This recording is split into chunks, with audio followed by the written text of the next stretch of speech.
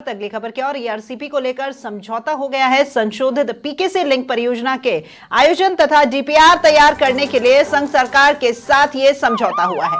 तो राजस्थान, एमपी और जल शक्ति मंत्रालय के बीच संयुक्त रूप से यह समझौता हुआ है और समझौते पर राजस्थान की ओर से जल संसाधन एसीएस अभय कुमार, एमपी की ओर से जल संसाधन एसीएस डॉक्टर राजेश कुमार राजौरा तथा भारत सरकार की ओर से जल संसाधन सचिव देबाश्री मुखर्जी ने हस्ताक्षर किए हैं।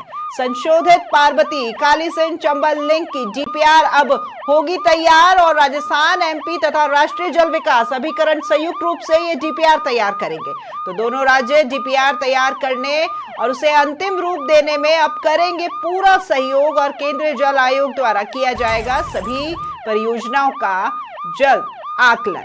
तो पीकेसी लिंक परियोजना से राजस्थान के 13 जिले होंगे लाभान्वित और कुल नदी पर रामगढ़ बैराज, पार्वती नदी पर महलपुर बैराज और कालीसिंध नदी पर नवनेरा बैराज तथा मेज नदी पर मेज बैराज, बनास नदी पर राठौर बैराज, बनास नदी पर ही डूंगरी बांध और राजगढ़ बैराज से डूंगरी बांध तक जल स्थानांतरण प्रणाली सरदा बांध और एवं 26 मौजूदा टैंकों पर नवीनीकरण तथा ईआरसीपी के विभिन्न जल संरक्षण बिंदुओं के साथ किया जाएगा एकीकरण। इसी के साथ ही पेयजल और औद्योगिक क्षेत्र को मिलेगा पानी।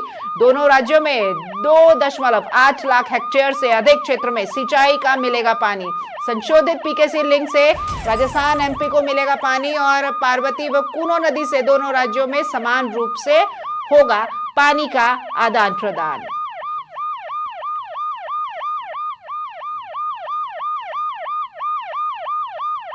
इस खबर पर और अधिक जानकारी के लिए हम जुड़ेंगे हमारे वरिष्ठ संवाददाता जितेंद्र शर्मा के साथ में। जी जितेंद्र जी, ईआरसीपी को लेकर समझौता हो गया और अब इस समझौते के साथ डीपीआर तैयार करने को लेकर भी अब आगे कवायद शुरू कर दी जाएगी।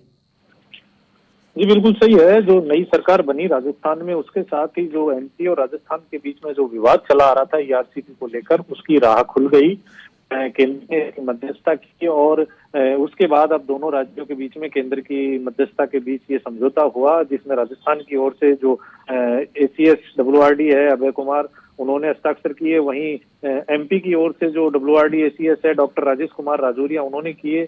और केंद्र सरकार के जो जल शक्ति मंत्रालय के जो जल संसाधन विभाग सचिव है देबाश्री मुखर्जी, उनकी ओर से हस्ताक्षर किए गए। इस हस्ताक्षर के साथ ही अब इस ईआरसीपी की प्रक्रिया को अब पंख लग जाएंगे। जैसा कि माना जा रहा था कि लंबे समय से जो विवादों में अटका पड़ा हुआ था मामला जल बंटवारे को लेकर, उस पर अब एक प्रारंभिक जो मौखिक सहमति है वो बन गई है।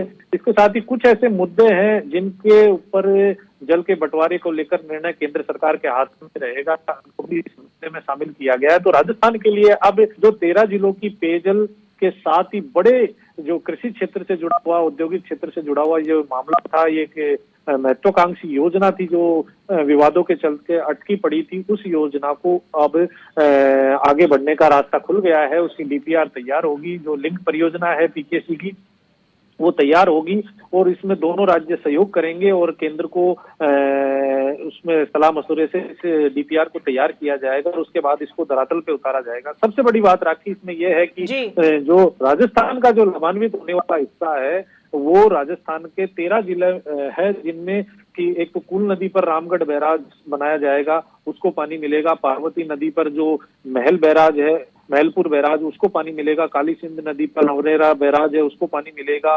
मेज नदी पर मेज बैराज को, बनास नदी पर राठौड़ बैराज को, बनास नदी पर ही जो डूंगरी बांध है उसको पानी मिलेगा। रामगढ़ बैराज से डूंगरी बांध तक जो पानी का वितरण प्रणाली है उसके लिए भी अतिरिक्त पानी मिलेगा। इसके साथ जो ईसरदा बांध और जो 26 बड़े जल स्टोरेज जो पहले से बने हुए हैं उनके नवीनीकरण का कार्य होके तैयार जाएगा। तो कुल मिलाकर जो राजस्थान के 13 जिलों के जो बांध और नदियां हैं उनको आपस में कनेक्ट करके उससे जुड़े हुए क्षेत्र हैं, उनको सिंचाई के लिए पानी मिलेगा, पेयजल के लिए पानी मिलेगा, औद्योगिक क्षेत्र के लिए भी पानी मिलेगा। ये सारी योजना इस ईआरसीपी डीपीआर में तैयार होगी। सबसे बड़ी बात यह है कि एक बड़ी सहमति ये हुई है कि दोनों राज्य एमपी और राजस्थान के जो एमपी का चंबल और मालवा क्षेत्र है उससे जुड़े हुए 13 जिले और राजस्थान के 13 जिले हैं, इन क्षेत्रों को जो दोनों क्षेत्र हैं इनके कृषि क्षेत्र हैं जिसके 2.8 लाख हेक्टेयर भूमि सिंचित क्षेत्र को सिंचाई का पानी दिया जाएगा। इससे किसानों को बहुत मोटा फायदा मिलेगा। उनकी जो बंजर जमीन पड़ी हुई थी पानी के अभाव में, जिस खेत में बरसात के ऊपर निर्भर थी, बरसात नहीं हुई तो वहां पर खेती नहीं होती थी, अब जी। वो क्षेत्र सिंचित क्षेत्र के रूप में विकसित हो जाएगा और बड़ी संख्या में किसानों को इसका लाभ मिलेगा, क्षेत्र का जल स्तर ऊपर आएगा। जी राखी। जितेंद्र जी, इस महत्वाकांक्षी परियोजना का इंतजार सभी को था। अब 13 जिलों को का बहुआयामी विकास होगा, जहां एक और उनकी खेती होगी, वहीं दूसरे औद्योगिक क्षेत्रों को भी मोटा फायदा होगा। लेकिन बावजूद इसके विपक्ष अभी भी इसे मुद्दा बनाए हुए है। पहले मुद्दा था कि ये जो योजना है वो क्रियान्वित नहीं हो रही है, अब जबकि ये हो गई है तो मुद्दा ये है कि इसे हमारे समय में क्यों नहीं देखा गया।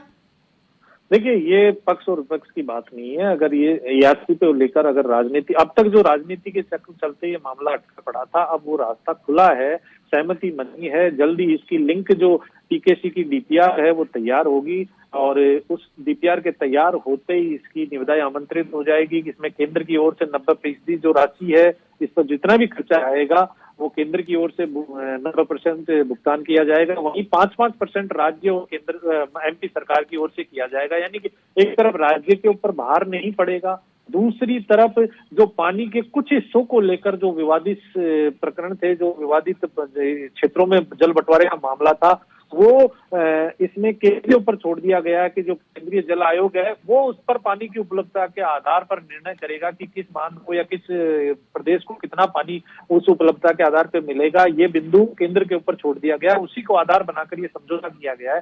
पहले इसी समझौते को लेकर केंद्र और राज्यों के बीच में सहमति नहीं बन पा रही थी। केंद्र को राज्य देना नहीं चाह रहा था राजस्थान अधिकार, क्योंकि यहाँ कांग्रेस की सरकार की थी, वो नहीं देना चाह रही थी अधिकार, केंद्र इस पर निर्णय करे। इसी के चलते बाद अटका हुआ था। और सबसे बड़ी बात यह है कि सबसे उस टाइम ये भी एक मुद्दा सामने आ रहा था कि पैसे का जो बजट का प्रावधान है वह कैसे होगा, लेकिन अब केंद्र ने इसकी जिम्मेदारी ले ली कि 90% राशि का भुगतान केंद्र की ओर से किया जाएगा और दोनों राज्यों को मात्र 5-5% राशि का भुगतान किया जाएगा। जी राज। चलिए, धन्यवाद जितेंद्र जी आपका इस तमाम जानकारी के लिए।